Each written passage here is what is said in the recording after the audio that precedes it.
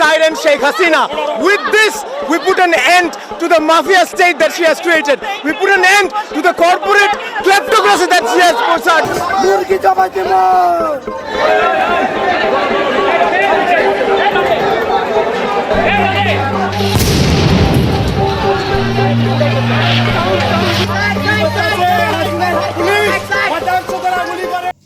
क्या आप कभी सोच सकते हैं कि रिजर्वेशन कितना खतरनाक हो सकता है?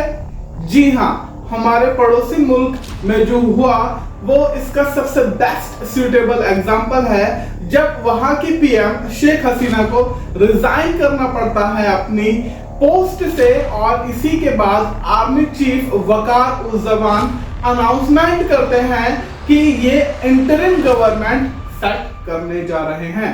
ইনশাআল্লাহ আপনাদের যত দাবি আছে সেই দাবিগুলো আমরা পূরণ করব এবং দেশে একটা শান্তি শৃঙ্খলা ফিরিয়ে নিয়ে আসব। মাননীয় প্রধানমন্ত্রী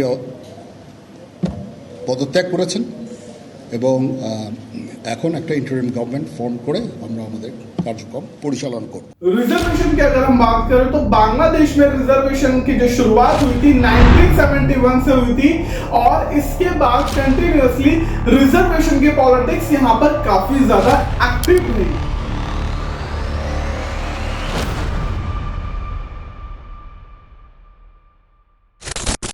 रिसेंटली यहाँ पर सुप्रीम कोर्ट ने रिजर्वेशन के कोटा को कट डाउन करके 7% पर ले आई है, जिसकी वजह से सारे प्रोटेस्ट स्टार्ट हुए। अब पहले क्या प्रोसीजर था रिजर्वेशन का और करंट स्टेटस क्या है, ये सारा हम इस एनालिसिस के थ्रू देख सकते हैं। टोटल रिजर्वेशन की बात करें तो 56% यहाँ पर रिजर्वेशन दिया जाता था, जिसमें से 30% रिजर्वेशन फ्रीडम फाइटर्स को या फिर उनके बच्चों को दिया जाता था, 10% रिजर्वेशन वुमेन के लिए था, 10% रिजर्वेशन बैकवर्ड डिस्ट्रिक्ट्स के लिए था, 1% रिजर्वेशन फिजिकली चैलेंज्ड पीपल्स के लिए था, 5% रिजर्वेशन माइनॉरिटीज के लिए, एंड 44% जो सीट्स थी वो जनरल पब्लिक के लिए ओपन थी। लेकिन ये जो 30% का रिजर्वेशन था, रिसेंटली यहाँ की सुप्रीम कोर्ट ने इसको कट डाउन करके 5% कर दिया, एंड रिमेनिंग जो रिजर्वेशन बचा हुआ था उसको 2% पर ले आई। इट मींस कि 93% जो सीट्स थी वो अब सभी के लिए ओपन कर दी गई हैं, और इसी के बाद ये जो इशू था काफी ज्यादा प्रोटेस्ट में बदल गया, और यहाँ पर हमें काफी ज्यादा ह्यूज प्रोटेस्ट देखने को मिले। अब सिर्फ रिजर्वेशन ही अकेला इकलौता इशू नहीं है जिसकी वजह से यहाँ पर प्रोटेस्ट हुआ। एक्चुअल में यहाँ पर आइडेंटिटी को लेकर भी काफी ज्यादा लोग परेशान थे, और यहाँ पर एक टर्म काफी ज्यादा हाईलाइट हुई, राजाकार। राजाकार्स की अगर हम बात करें तो ये बांग्लादेश की पॉलिटिक्स में काफी एक्टिव रोल प्ले करते हैं, और शुरू से ही इनका बांग्लादेश में काफी ज्यादा रोल रहा है। ভেসে আসতে থাকে। দরবার হলে তখন সবেমাত্র শুরু হয়েছে বার্ষিক সভা। সারা দেশ থেকে আসা বিডিআর জওয়ান, জেসিও, এনসিওরা ছিলেন দরবার হলে। মঞ্চে ছিলেন তৎকালীন মহাপরিচালক মেজর জেনারেল শাকিল আহমেদ সহ ঊর্ধ্বতন কর্মকর্তারা। সে সময় বিভিন্ন দাবি দাওয়া নিয়ে ক্ষোভ প্রকাশ করেন বিক্ষুব্ধ জওয়ানরা। দরবার হলে গোলাগুলি শুরু হলে ব্যারাক থেকে অন্য সদস্যরাও অংশ নেয় বিদ্রোহে। তারা দখলে নেয় অস্ত্রাগার। মুহূর্তেই রক্তের স্রোত বয়ে যায় পিলখানায়। গোলাবারুদ আর গ্রেনেডের বিস্ফোরণে পিলখানা পরিণত হয় ধ্বংসস্তূপে। সদর দপ্তরে বিদ্রোহের খবরে বিক্ষুব্ধ হয়ে ওঠে সারা দেশের বিডিআর ব্যাটালিয়নের জওয়ানরা। ये प्रोटेस्ट और ज्यादा वायलेंट तब हो जाता है जब पीएम शेख हसीना कहती हैं, if the grandchildren of the freedom fighters don't get quota benefits should the children of Razakar get the benefit. এই যে মেধা আর কোটা নিয়ে, তো কোটা আর মেধা তো এক জিনিস না, তো এইখানে দ্বন্দ্বটা সৃষ্টি করে, এটা একটা ট্যাকটিক্স। তার মানে কি মুক্তিযোদ্ধার সন্তান নাতিপুতিরা কেউ মেধাবী না, যত রাজাকারের বাচ্চারা নাতিপুতি হলো মেধাবী, তাই না? কিন্তু এটা ভুলে গেলে চলবে না যে যাদেরকে মেধাবী না বলছে তাদের হাতে কিন্তু ওরা পরাজিত। যুদ্ধে কিন্তু মুক্তিযোদ্ধারাই জয়ী হয়েছিল, রাজাকাররা জয়ী হয় নাই। তারা পাকিস্তানিদের পদলেহন করেও পরাজিত হয়েছিল। এই কথাটা মনে রাখা উচিত যে তারা তো পরাজিত হয়েছিল, তো তাদের মেধাটা কোথায়? इसके बाद ये प्रोटेस्ट और ज्यादा तेज तब हो जाता है जब स्टूडेंट इसके अगेंस्ट में आता है और ये कहते हैं कि इट मींस जो सारे ओपोनेंट है, जो गवर्नमेंट की पॉलिसीज का क्रिटिसिज्म कर रहे हैं, वो सारे के सारे राजाकार्स हैं। इट मींस अगर आप प्रोटेस्ट कर रहे हैं गवर्नमेंट के अगेंस्ट में तो आप कौन होंगे? राजाकार्स होंगे। और ये भी दो स्लोगन्स देते हैं। First one is who are you, who am I, Razakar Razakar. And the second slogan is ask for right and became a राजाकार।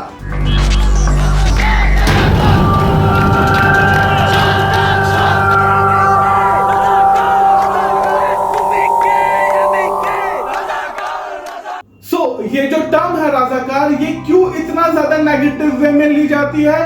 देखते हैं इनका हिस्टोरिकल बैकग्राउंड।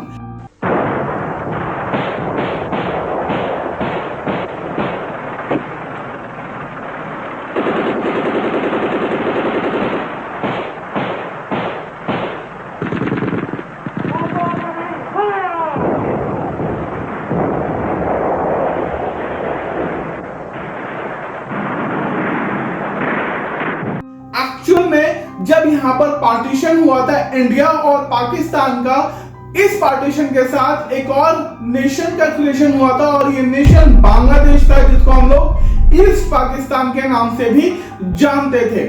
एक्चुअल में देखा जाए तो यहाँ पर पूरे पाकिस्तान की पॉपुलेशन का 45% यहीं पर था, रिमेनिंग 55% वेस्ट पाकिस्तान या फिर करंट पाकिस्तान में रहता था। एक्टिव पॉलिटिक्स या फिर लीडरशिप की अगर हम बात करें तो पूरी लीडरशिप वेस्ट पाकिस्तान के थ्रू चलती थी, जबकि यहाँ पर ईस्ट पाकिस्तान में कोई इतना ज्यादा इनको राइट्स नहीं दिए गए थे। अब धीरे धीरे ईस्टर्न पाकिस्तान के लोग वेस्टर्न पाकिस्तान के लोगों के अगेंस्ट में होने लगे थे, वहां की लीडरशिप के अगेंस्ट में होने लगे थे।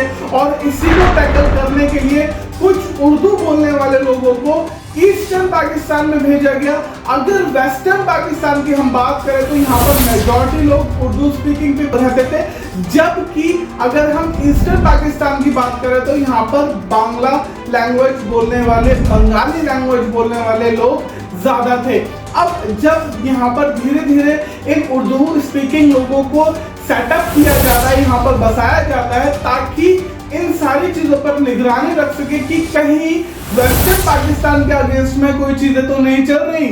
और इसी के साथ ही इन राजाकार्स का क्रिएशन होता है। ये वही राजाकार्स है जो कि उर्दू स्पीकिंग पीपल थे और वेस्टर्न पाकिस्तान से ईस्टर्न पाकिस्तान में आए थे।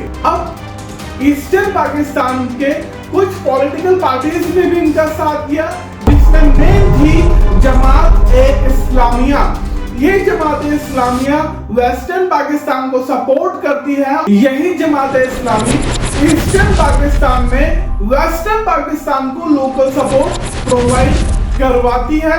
आगे चलकर यही जो राजाकार थे 2 ग्रुप्स में डिवाइड हो जाते हैं, अल-बद्र एंड अल-शम्स। इस पॉलिटिकल टर्मोइल को देखते हुए इंडियन आर्मी को इसमें इंटरफेयर करना पड़ता है और Indian army liberation war army को सपोर्ट करती है और यहाँ पर इनको इंडिपेंडेंस दिलवा देती है। 1971, a new nation is born. How a cry of anguish made India help set a nation free. How a mighty set of heroes achieved India's greatest military victory.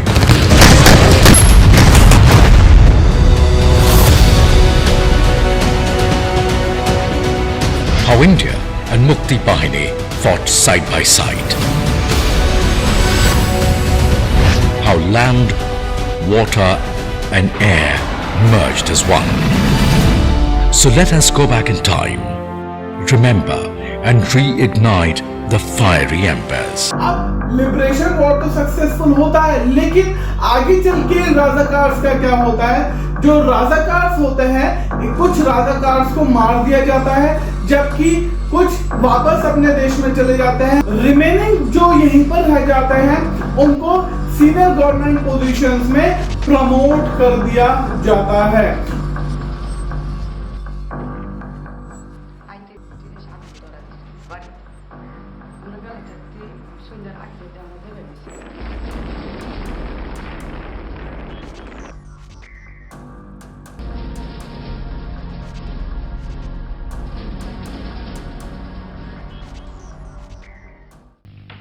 Mr. John Stonehouse, a British MP, said in London, It's an enormous disaster. It's far worse than most of us realize, certainly those here in the West who haven't been in close touch with it. But from my 2 visits to Bengal and from the interviews that I've conducted there, I have absolutely no doubt about it. This is one of the worst man-made disasters in human history. Millions of people have had to flee for their lives. What people don't understand is the cause of all this fleeing. 10 million fled across the borders into India. They fled from a military repression that is worse than anything we have known in this generation and perhaps for hundreds of years before. What the Pakistan army has done in East Pakistan, trying to undo the results of the democratic elections last year, is really quite fantastic.